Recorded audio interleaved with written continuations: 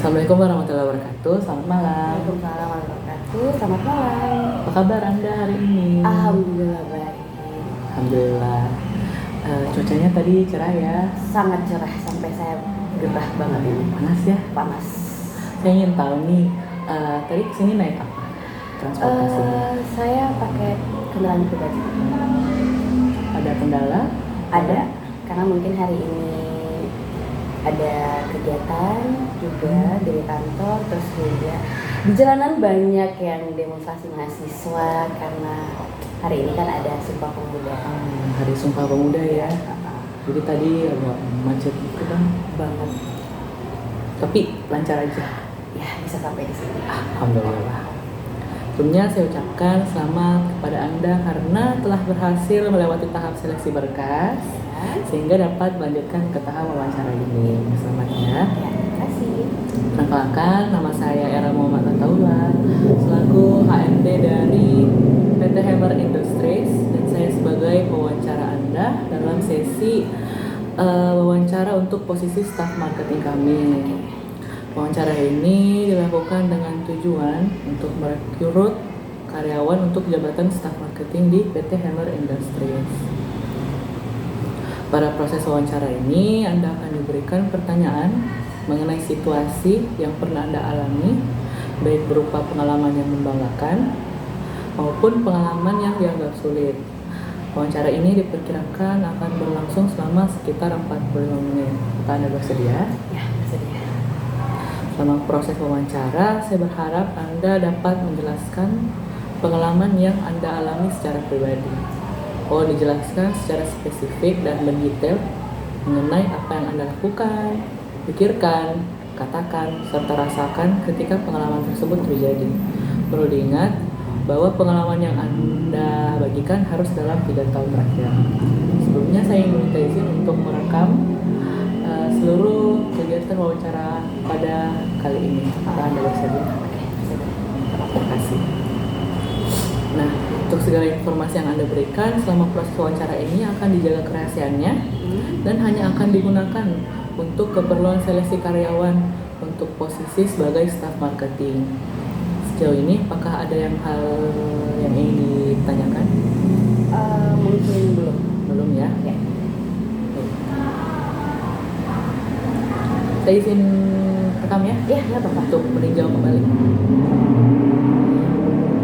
Nah, bisakah Anda ceritakan latar pendidikan Anda? Mungkin latar pendidikan saya yang terakhir ini SMA. SMA. Kalau boleh tahu SMA-nya di ini ya? SMA 1 Makassar. Dari tahun? Dari tahun 2013 ya? 13 sampai 2016.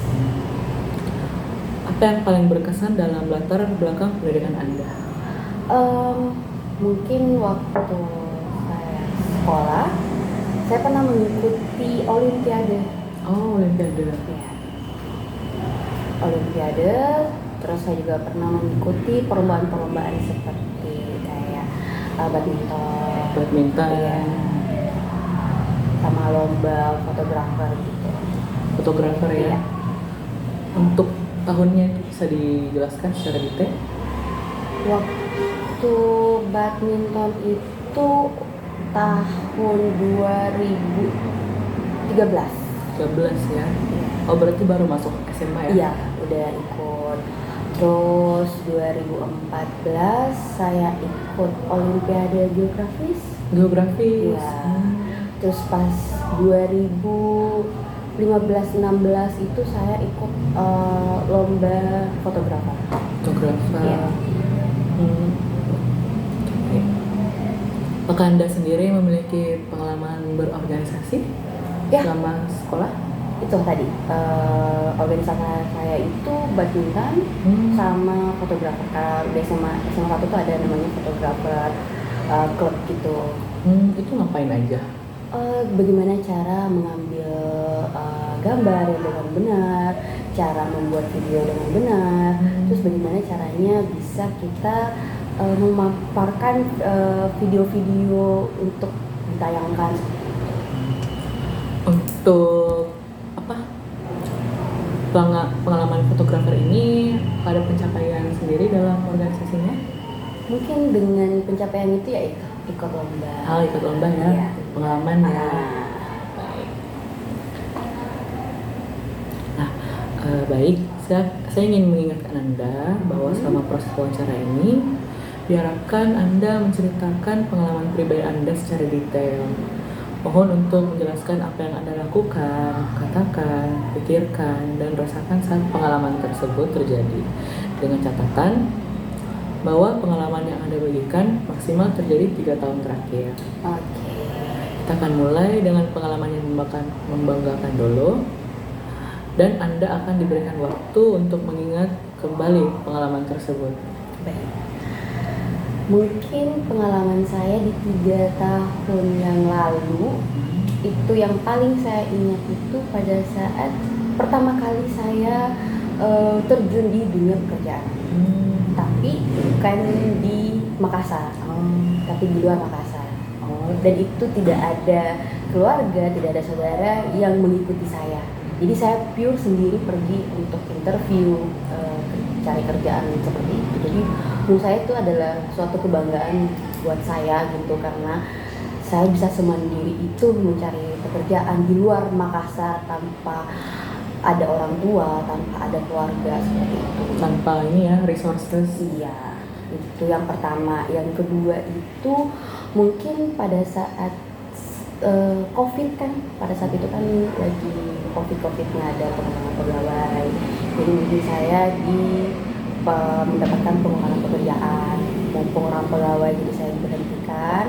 Terus pada saat 1 hari diberhentikan, besoknya saya dapat pekerjaan lagi. Itu menurut saya itu kebanggaan untuk saya gitu, karena alhamdulillahnya saya bisa secepat itu mendapatkan pekerjaan lagi gitu. Jadi yang ini pengalaman Anda yang berhasil mencapai hasil yang sukses itu yang tadi ya? Iya. Sehari aja nganggur, terus besoknya udah dapat kerja. Alhamdulillahnya. Ya. Nah, bagaimana Anda menghadapi situasi tersebut? Waktu awal di PHK, tapi ternyata besok 2 hari kemudian dapat kerjaan baru gitu. Mungkin alhamdulillahnya saya harus lebih berevaluasi lagi bagaimana caranya bisa mempertahankan situasi ini, bagaimana caranya mencari bagaimana sih saya bisa mengembangkan diri gitu, biar tidak terjadi seperti kemarin-kemarin. Bagaimana caranya kalau semisalnya kita diberhentikan lagi, bagaimana cara bisa mendapatkan pekerjaan lagi seperti itu. Nah, untuk waktu diberitahukan bahwa Anda ini di PHK, apakah Anda ini mengabarkan keluarga begitu atau mencari dukungan dari luar? Enggak ya? Enggak, karena saya pikirnya kalau saya mengabarkan keluarga itu pasti mereka sedih. Apalagi saya jauh dari mereka, saya jauh dari rumah. Misalnya saya lagi merantau, ya otomatis saya tidak mengabarkan siapapun, mau teman dekat atau apapun. Saya betul-betul pure sendiri bagaimana cara mengatasi itu. Nah, tindakan apa yang Anda ambil dalam situasi tersebut? Situasi tadi? Mungkin dengan cara menenangkan diri dulu, karena otomatis ya pasti shock lah tiba-tiba diberhentikan seperti itu. Apalagi dengan situasi COVID yang sangat susah sekali untuk bisa kemana-mana, untuk mencari pekerjaan juga agak sulit karena terbatas banget untuk kita keluarkan. Ya. Jadi dengan cara itu saya menenangkan diri, bagaimana caranya saya bisa menghadapi ini gitu. Karena kalau misalnya saya tiba-tiba panik, ya otomatis kan ambiar semua pekerjaan, pikiran apa segala macam. Jadi ya dengan cara saya menenangkan diri dulu, memikirkan bagaimana caranya untuk keluar dari situasi itu. Nah, untuk diterima kerjanya sendiri, tindakan apa yang Anda lakukan setelah diberitahu nih kalau Anda diterima kerja di tempat baru? Mungkin tindakannya ya alhamdulillahnya ya pasti seneng lah. Tindakannya ya udah kita jalani, bagaimana caranya, yaitu dengan cara mengevaluasi diri lagi, bagaimana caranya untuk bisa menetap dengan pekerjaan ini di dalam situasi yang benar-benar sulit untuk mencari pekerjaan gitu. Waktu Jadi waktu itu keluarga nggak ada yang tahu ya? Nggak ada yang tahu. Pas saya mendapatkan kerja lagi, saya baru mengabari bilang saya sudah dapat kerja. Saya menjelaskan dengan baik-baik biar mereka tuh tidak khawatir gitu. Perasaan mereka seperti apa reaksinya? Yang shock karena dengan situasi itu saya sudah mengabari mereka. Saya mengabarinya kayak ya udah baik-baik aja gitu. Apa hasil dari tindakan Anda, baik bagi diri Anda maupun untuk orang lain dari peristiwa yang tadi? Hasilnya gimana ya? Hasilnya ya udah gitu aja. Kayak terima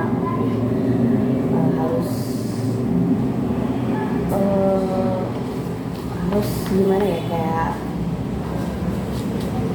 harus ya udah kita pertahankan seperti itu. Bagaimana caranya untuk tidak terulang lagi seperti yang pernah. Jadi harus lebih baik lagi ya dari Iya. kemarin gitu ya. Oke, baik. Nah, bisakah Anda menceritakan tentang suatu pengalaman ketika Anda menghadapi situasi sulit atau tantangan yang sulit, mungkin lebih sulit lagi dari yang tadi, yang dari PHK COVID? Mungkin ada? Ada. Boleh ceritakan? Mungkin pada saat merantau kan otomatis kita tidak langsung kerja, pasti cari kerja dulu. Masih cari ya? Seperti itu, apalagi dengan cara itu kita juga posisinya tidak mau memberatkan orang tua lagi. Jadi bagaimanapun dengan hasil tabungan itu bisa kita hidup dengan itu untuk mencari pekerjaan, untuk bertahan hidup juga. Apalagi kan di luar Makassar itu kan sangat keras ya kehidupan, apalagi kita seorang diri tanpa keluarga, otomatis kita harus memikirkan dengan tabungan segini bagaimana sih caranya untuk bisa bertahan hidup dan bisa bertahan sampai kita mendapatkan pekerjaan lagi. Jadi yang sulit itu yang awal merantau ya? Sulit karena harus pure menjalankan kehidupan sendiri, mengelola kehidupan sendiri seperti itu. Dia perlu adaptasi ya? Iya. Tapi selama adaptasi itu jangka waktunya panjang atau cepat? Tidak panjang, tidak juga cepat sih. Mungkin sekitar 2 mingguan. 2 mingguan ya? Ada culture shock mungkin? Pasti ada. Dari segi budaya, dari segi lingkungan pasti ada perbedaan lah antara Makassar dengan luar Makassar seperti apa. Mulai dari segi makanan, dari segi pertemanan, pasti kan beda. Jadi ada culture shock sendiri. Jadi waktu Anda pertama kali merantau itu, jangka waktu dari awal tiba di kota sampai nerima satu pekerjaan ini, jangka waktunya lama nggak? Ada sekitar sebulan. Sebulan ya baru dapat kerja. Apa saja yang telah Anda lakukan untuk menghadapi tantangan yang sulit tadi? Tantangannya itu mungkin dari segi ekonomi ya. Oh iya. Dari segi ekonomi. So pasti karena bagaimanapun merantau apalagi belum dapat pekerjaan dengan tabungan minim, ya pasti ada tantangan tersendirinya bagaimana cara mengelola itu untuk tidak boros, untuk tidak meminta pertolongan lagi sama orang tua. Jadi lebih berusaha untuk mandiri ya? Iya. Tindakan apa yang Anda ambil untuk mengatasi situasi atau tantangan tersebut? Jadi selama awal merantau ngapain aja untuk supaya nggak kesulitan? Mungkin dengan cara betul-betul bagaimana ya, perekonomian itu betul-betul dijaga gitu, kayak misalnya pengeluarannya berapa gitu. Apalagi kan kita baru beradaptasi, otomatis kan kita harus pengen berteman gitu kan. Jadi otomatis kayak aduh gimana nih caranya kita berteman tapi kita juga harus menghemat gitu ya gitu. Mungkin dengan cara disisip-sisipkan sedikit demi sedikit untuk ini untuk bergaul, ini untuk kebutuhan sehari-hari. Jadi lebih ngatur ekonomian ya? Iya. Untuk awalnya. Ada lagi tantangan yang lain? Mungkin itu aja lebih. Jadi yang lebih dominan itu yang di ekonomi? Iya, ekonomi. Jadi apa nih hasil dari tindakan Anda, baik bagi diri Anda maupun untuk orang lain? dari situasi ekonomi yang sulit tadi itu? Ya dengan cara mungkin untuk bisanya itu kayak mengiritnya itu yang misalnya per hari itu harus saya keluarkan seperti ini dengan cara ya saya untuk kehidupan sehari-hari ya saya berbelanja di pasar, memasak dengan cara tidak beli makanan jadi seperti itu. Itu lebih ngatur secara lengkap ya, Ya. pengeluarannya. Benar. Nah, selama yang situasi tadi yang sulit, apa yang Anda pelajari dari situasi tadi? Dari situasi itu bagaimana benar-benar harus mengatur perekonomian biar tidak terlalu boros, tapi tidak terlalu hemat juga, kan nggak baik tuh kalau kita terlalu hemat ya kan. Jadi pelit ke diri sendiri ya? Iya, tapi jangan pelit juga. Iya. Jadi bagaimana caranya mengatur itu, bagaimana juga caranya kita bisa beradaptasi dengan orang-orang baru, apalagi kita dari segi mungkin adat, mungkin pergaulannya juga kan pasti beda di Makassar sama yang di sana. Nah, saya ingin bertanya untuk pengalaman kerja yang pertama ini sebagai asisten panitera ya di Pengadilan Negeri Makassar dari tahun 2017 dan 2018 sampai 2018. Selama bekerja di sini, Anda seperti apa pekerjaannya? Kebetulan saya jadi asisten panitera ya. Jadi otomatis saya membantu panitera itu dengan membantunya itu kayak membuat laporan perkara, membantu dia dalam persidangan dengan cara membawa berkas-berkas tersebut. Terus juga bagaimana caranya menghadapi klien gitu, menghadapi kasus-kasus tersebut, karena apalagi kan saya sebagai asisten, saya harus juga tahu panitera itu seperti apa tugasnya. Apakah ada hal yang mungkin menurut Anda dari pengalaman tadi ya, apakah ada hal yang Anda pelajari untuk kedepannya? Ada. Mungkin karena ini dalam kasus-kasus Hukum ya? Ya hukum, ya otomatis saya mengambil pengalamannya itu bagaimana caranya berlaku adil dalam perkara itu, bagaimana caranya mengatasi dan menganalisis kasus tersebut dengan benar, dengan adil, karena kan apalagi ya sekarang ini kan banyak yang tidak adil dalam perkara-perkara tersebut. Jadi bagaimana caranya untuk bisa betul-betul kita nih tidak dikuasai hal itu gitu. Apakah ada kesulitan selama bekerja di sana? Alhamdulillah nggak ada sih. Ada ya. Ya, nggak ada. Untuk pengalaman kerja yang kedua, di sini ada admin all shop Shopee. Iya. Di CV Mandiri Jaya dari tahun 2021 sampai 23. Ini 2 tahun ya. Iya. Selama bekerja di sini, ngapain aja? Boleh diceritakan? Maaf, mungkin saya statusnya situ jadi admin marketplace atau all shop. Itu pengalaman saya. Selama itu saya bagaimana caranya mengendalikan customer, pertanyaan menjawab pertanyaan customer tentang barang, apalagi kalau ada customer yang menanyakan soal barang mereka bagaimana, udah sampai mana gitu kan. Kita sebagai admin kan bagaimana cara menjelaskan itu. Apalagi ada juga beberapa customer tuh yang kayak mungkin agak risih ya, yang kayak ribet gitu, banyak pertanyaan-pertanyaan. Ya otomatis kita sebagai admin mau bagaimanapun situasinya ya kita tetap harus melayani dengan baik, memberikan informasi dengan jelas gitu, membantu mereka dalam permasalahan mereka dalam produk yang dia pesan gitu. Dalam membelanja ya? Iya betul. Jadi ini sekaligus jadi customer service ya, untuk marketplace untuk all shopnya begitu? Iya. Apakah Anda sekalian marketing di situ? Kalau soal marketing mungkin tidak ada ya. Kita cuma bisa, karena kita hanya admin, tugasnya cuma membalas dan membantu customer.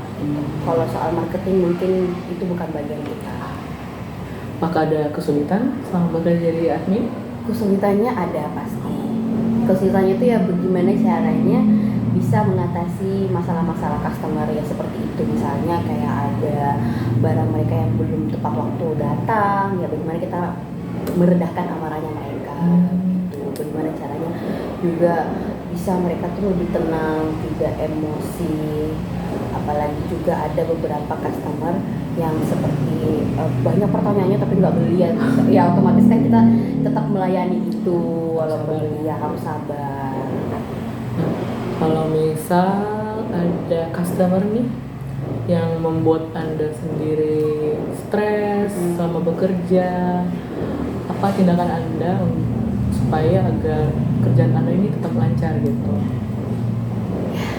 Mungkin banyak-banyak bersabar, tarik nafas, mengendalikan diri juga biar tidak terikut emosi. Apalagi kan admin harus menghadapi seperti itu ya. Customer kan gak mau tahu ya urusan kalian itu seperti apa, yang penting kalian harus melayani saya gitu. Jadi dengan cara itu ya sudah, kita mengendalikan diri juga biar tidak ikut emosi, harus benar-benar sabar dalam hal itu. Untuk lingkungan kerjanya sendiri seperti apa?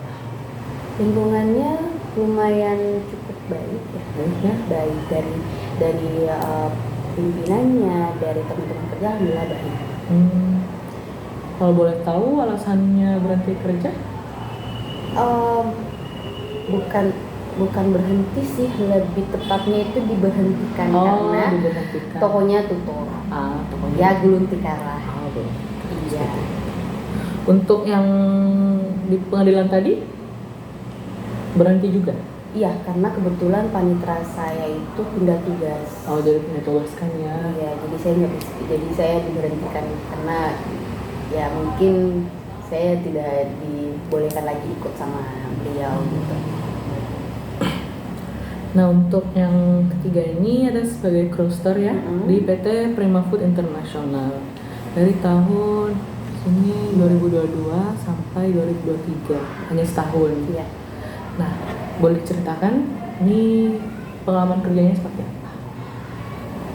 Pengalamannya tuh cukup unik ya. Kenapa saya bilang unik itu karena tulisannya tuh jadi crew store, tapi di dalamnya itu ada sifat-sifat marketingnya juga. Kenapa saya bilang ada sifat marketingnya ya? Kita itu disaranin bagaimana caranya penjualannya tuh bisa baik, bagaimana caranya mengendalikan harga-harga pasar biar tidak bertabrakan dengan harga di store sama harga pasar. Boleh diceritakan pengalaman Anda di bidang marketing selama ini? Mungkin pengalaman saya di bidang marketing itu ya bagaimana caranya bisa penjualannya itu bisa mencapai target pertama itu dalam marketing. Terus pengalaman saya juga karena mungkin ini first time ya dalam saya masuk dalam dunia pekerjaan yang ada marketingnya, itu ya agak sulit ya, karena bagaimana caranya bisa menjual barang ini biar laku, bagaimana caranya menarik pelanggan, bagaimana caranya bisa pelanggan ini benar-benar jadi pelanggan abadi buat kita gitu ya. Misalnya kayak sering belanja di kita gitu. Langganan ya. Iya betul. Selama ini di bidang marketing tadi di PT Prima Food ya. Apa pencapaian terbesar Anda? Pencapaian saya itu ya mungkin bisa mencapai target ya. Mencapai target. Iya. Itu target harian, bulanan? Harian. Itu sehari targetnya berapa?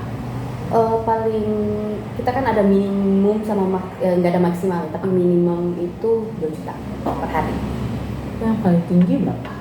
Paling tinggi 13 juta.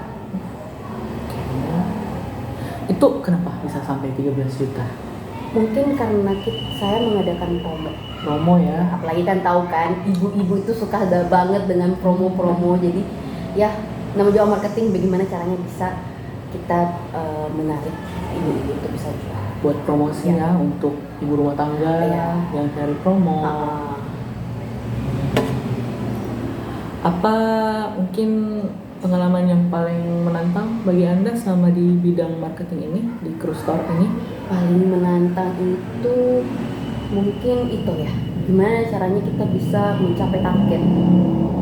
Apalagi kan gak semua ibu-ibu tuh mau belanja di kayak supermarket seperti itu. Mereka pasti, apalagi kan ini Cruise Store Prima Food kan dia penjualan frozen food ya, ayam seperti itu, Ayam beku ya? Iya, ayam beku. Jadi otomatis bagaimana tantangannya tuh ya, bagaimana caranya bisa menarik customer itu biar berbelanja di kita, karena kebanyakan customer itu berpikir kalau frozen food itu nggak fresh gitu. Mereka kan mau yang fresh, yang seperti yang ayam potong langsung gitu kan ya. Menurut mereka itu kan fresh gitu ya. Jadi ya bagaimana caranya bisa menarik pelanggan buat dia percaya nih kalau ini fresh gitu kan. Mungkin kan Anda tadi menyebutkan tentang minimum pencapaian target ya per harian. Apakah pernah ada kejadian mungkin di bawah minimum? Pernah ceritakan? Waktu itu mungkin kan dalam harga pasar kan kadang naik turun ya. Dan itu pada saat harga pasar itu lagi naik banget. Jadi di kita itu kan otomatis tidak pure mengikuti harga pasar yang ada di pasar. Jadi bisa jadi harga pasar itu murah, di harga kita tidak gitu. Jadi pada saat itu ada perbandingan harga untuk customer. Jadi makanya customer kayak lebih baik kita belanja di sana lebih murah gitu. Jadi ya mungkin tantangan itu. Untuk tantangan tadi, bagaimana Anda menghadapi tantangan tadi? Mungkin sama tim atau kru lain? Ya mungkin dengan cara itu kita jarang sih per tim ya. Kita itu kebanyakan individual. Jadi bagi saya pribadi, bagaimana caranya itu mengatasinya, yaitu dengan cara menarik pelanggan lagi dengan cara kasih informasi kayak ini kita fresh loh Bu, kita harga segini, kita menjelaskan tentang produk kita gitu dengan detail, karena kan banyak customer itu kalau udah dipengaruhi dengan cara seperti itu pasti mereka iya benar gitu. Nah, bagaimana Anda menentukan target pasar untuk produk atau layanan yang Anda promosikan selama bekerja tadi? Ya, mungkin saya juga bukan cuma mengikuti harga pasar ya. Kita juga kan harus mengikuti dengan perusahaan. Jadi dengan cara itu ya saya meetingkan dengan pimpinan. Ini bagaimana? Karena perbandingan harga di pasar dengan perusahaan kita kan agak berbeda. Bagaimana caranya? Ya udah, kita caranya itu ya seperti itu. Kita kasih harga, misalnya nih contohnya kayak kalau beli 2 harganya segini. Jadi harga pun ada harga turun lah kalau misalnya mereka ambil 2. Jadi pasti kan otomatis iya kayaknya lebih murah deh kalau ambil 2 ya, kayak seperti itu. Dapatkah Anda memberi contoh strategi marketing yang pernah Anda gunakan dan terbukti sukses? Mungkin dengan promosi tadi ya, ibu-ibu. Mungkin dengan promosi yang misalnya kan ibu-ibu suka diskon ya, bukan cuma ibu-ibu sih, semuanya, termasuk saya juga suka diskon. Jadi dengan cara tuh kayak bagaimana caranya nih? Ya saya perbandingkan, misalnya kalau ambil 2 itu, ternyata lebih murah kalau mereka ambil 2 gini. Walaupun tidak ada informasi dari perusahaan bilang ada diskon promo seperti itu, ya saya membuatkan. Yang penting kan harga tidak merugikan saya dan perusahaan gitu. Karena di sini kan bagaimana caranya menarik pelanggan. Ya sudah, dengan cara saya perhitungkan harganya, kalau mereka ambil 2 atau 3, ternyata lebih murah gitu. Jadi saya promosikan seperti itu, kayak ibu kalau misalnya ambil 3 ini lebih murah Bu, gini, karena kalau ambil 1 harganya segini. Jadi pasti customer iya ya lebih murah kayak gitu. Mereka tidak memikirkan kayak masa sih kayak gini. Pasti karena dia dengar diskon harganya segini, turun segini, ya mereka udah terpancing duluan. Iya, udah terpancing. Oke, baik. Dan emang sukses? Alhamdulillah, ya, makanya itu mencapai target saya 13 juta. 13 juta? Iya. Pernah Anda memimpin atau berpartisipasi dalam peluncuran produk baru? Apa peran Anda dalam peluncuran tersebut?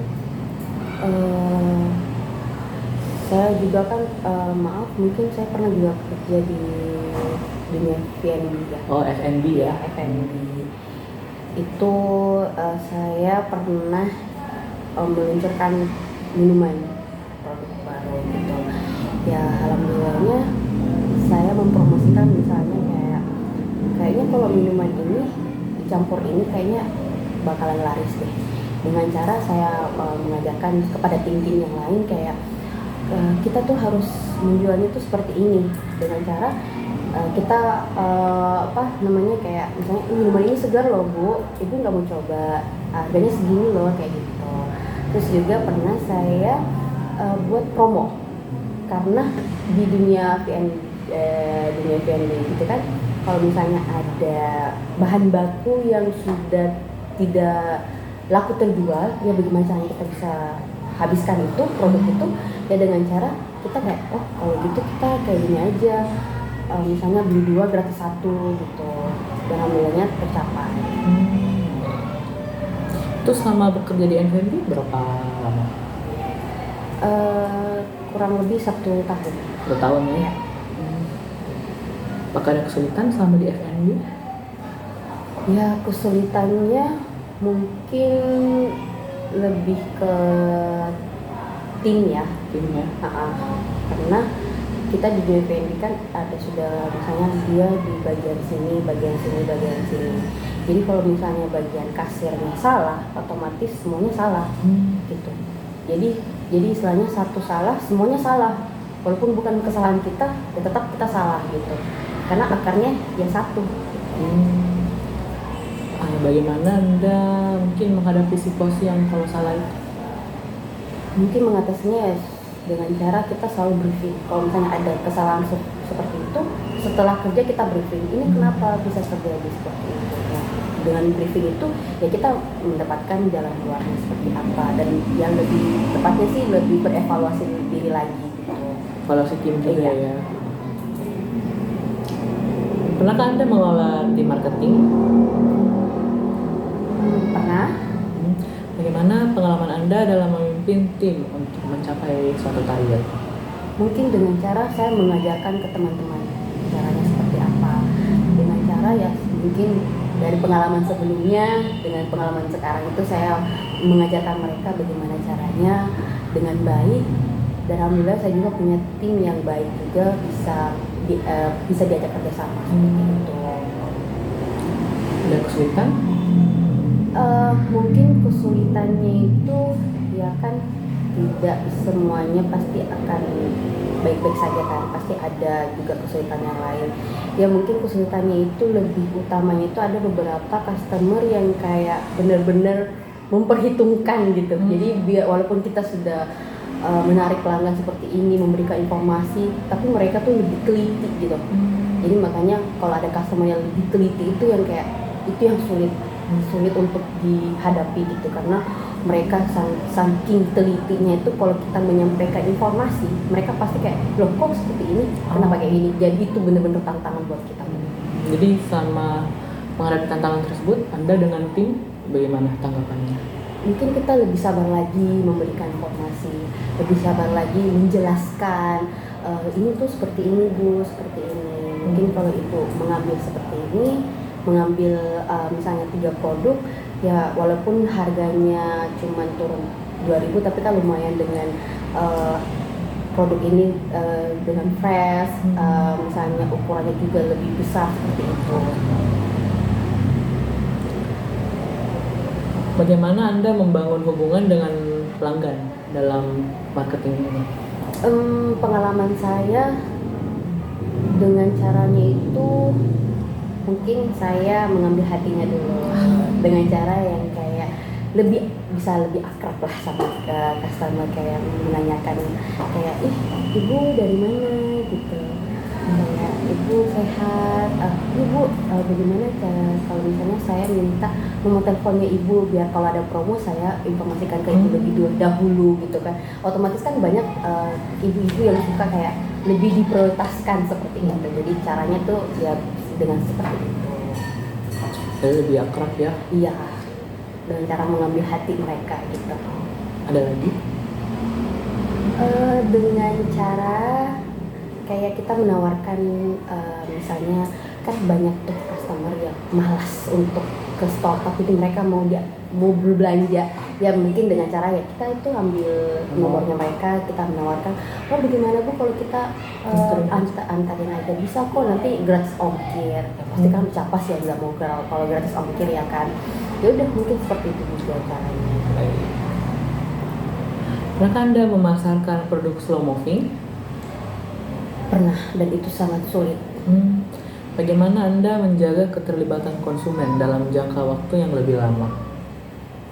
Ya mungkin dengan cara yang kayak gitu. Saya kasih contohnya di marketing ya supermarket, marketing kayak misalnya kalau ada tebus murah. Oh, iya. Nah itu kan kalau tebus murah di dalam marketing itu kan berarti barangnya itu slow moving, dan jadi bagaimana caranya untuk bisa mengatasi barang tersebut ya dengan cara seperti itu, dikasih promo-promo biar konsumen itu kayak oh iya lebih tertarik ke slow moving itu, produk slow moving itu. Produknya ya. Iya. Boleh diceritakan kesulitannya untuk slow moving ini? Mungkin kesulitannya yang pertama itu ya dari produknya tersendiri. Biasanya kalau slow moving itu karena tidak kayak namanya slow moving ya, kadang tuh jangka expirednya itu udah mendekati, tapi kita bagaimana caranya bisa menjual itu, dan itu suatu tantangan. Dan ada juga tuh produk slow moving itu benar-benar tidak diminati oleh customer. Jadi bagaimana caranya kita bisa menarik itu ya, mungkin mengatasinya itu dengan cara ya bagaimana caranya kita bisa mempromosikan produk itu dengan cara misalnya kayak Bu ini bagus tahu untuk masakan, seperti itu. Bu ini bagus untuk kesehatan. Lebih dipasarkan lagi. Ya dipasarkan lebih. Misalnya produknya itu lebih detail lagi diinformasikan kepada customer mereka biar mereka tertarik, apalagi mengkasih informasi misalnya harganya lebih murah tahu Bu daripada ini, misalnya seperti itu. Biar dia tertarik lah. Gerah ya, panas? Ya lumayan karena mungkin cuacanya di Makassar kan lagi ini ya, lagi panas. Apa pendekatan Anda dalam menentukan strategi harga untuk produk fast moving nih dibandingkan slow moving tadi? Karena fast moving itu kan ya nggak terlalu sulit ya, karena mereka kan kalau fast moving kan lebih banyak diminati, jadi mungkin ya biasa-biasa aja sih dikasihnya. Dengan caranya juga itu kita maaf, dengan cara itu kita bagaimana bisa orang-orang itu kayak misalnya oh ini memang produknya bagus nih, jadi kita cuman ya lebih santai aja sih untuk mempromosikan yang fast moving ini, karena pasti walaupun kita tidak promosikan karena namanya fast moving ya pasti akan laku. Ada pencapaian untuk fast moving? Pencapaiannya ya pasti ada, karena kita cuma mau memaparkan kayak Bu ini juga ada produk lebih bagus tahu Bu ini ya pasti mereka pasti akan membeli itu. Mungkin ya seperti itulah. Apa taktik promosi yang paling efektif yang pernah Anda terapkan untuk meningkatkan penjualan produk fast moving? Mungkin dengan cara ya itu, saya misalnya kalau Ibu ambil 2 barang dia diskon segini gitu, jadi otomatis kan pasti diambil juga, walaupun juga tidak dikasih misalnya tidak dikasih harga seperti itu ya. Kalau misalnya ada barang fast moving pasti kita bilang kayak Bu ini ada barang baru tahu kayak gini, pasti mereka ambil karena kan banyak yang diminati gitu. Karena baru. Iya. Ada taktik lain lagi? Nggak ada sih kalau untuk fast moving.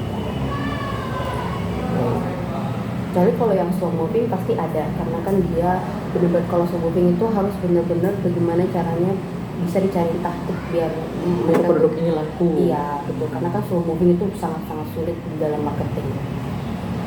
Jadi emang slow moving ini sulit ya? Iya sangat sulit, karena benar-benar kebanyakan barang slow moving ini banyak yang expirednya sudah mendekati karena saking tidak lakunya, jadi barangnya itu kadang mendekati expire gitu. Bisa diceritakan pengalaman Anda dalam meluncurkan produk slow moving? Pengalamannya itu ya dengan cara sebelumnya itu saya pasti akan mengecek dulu expirednya, karena jangan sampai saya mempromosikan tapi ternyata produk itu 1 hari sudah expire, kan itu sangat benar-benar sangat berat. Jadi dengan cara itu saya melihat expirednya dulu, ini jangkanya bagaimana, terus saya memikirkan dalam 3 hari sebelum expire itu bagaimana caranya barang ini benar-benar laku, udah habis terjual. Ya dengan cara seperti itu, mungkin dengan pertama dengan tebus murah. Misalnya kalau pembeliannya 100 bisa tebus barang ini gitu. Tinggal tambah 1000 bisa dapat produk ini gitu. Dengan cara juga misalnya kalau misalnya ibu beli 3 gratis 1, tapi harganya saya naikkan gitu. Jadi dan kalau misalnya kita hitung ya sama aja kalau misalnya mereka beli 4 gitu. Jadi lumayan menguntungkan juga ya. Memang kalau sebelum kita harus benar-benar bagaimana kita potong otak, bagaimana caranya bisa ini benar-benar barang ini laku gitu. Jadi Anda bangun kesadaran dan minat konsumen ya terhadap produk slow moving tadi dengan promosi. Kalau misalkan beli 3 dapat 1 gratis seperti itu ya.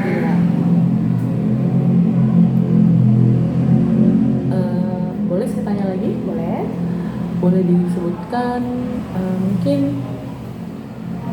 3 kelebihan dan kekurangan Anda dalam bekerja.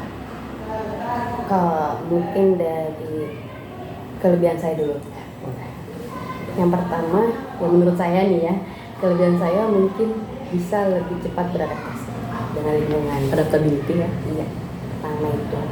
Yang kedua itu saya bisa bekerja secara tim maupun individual.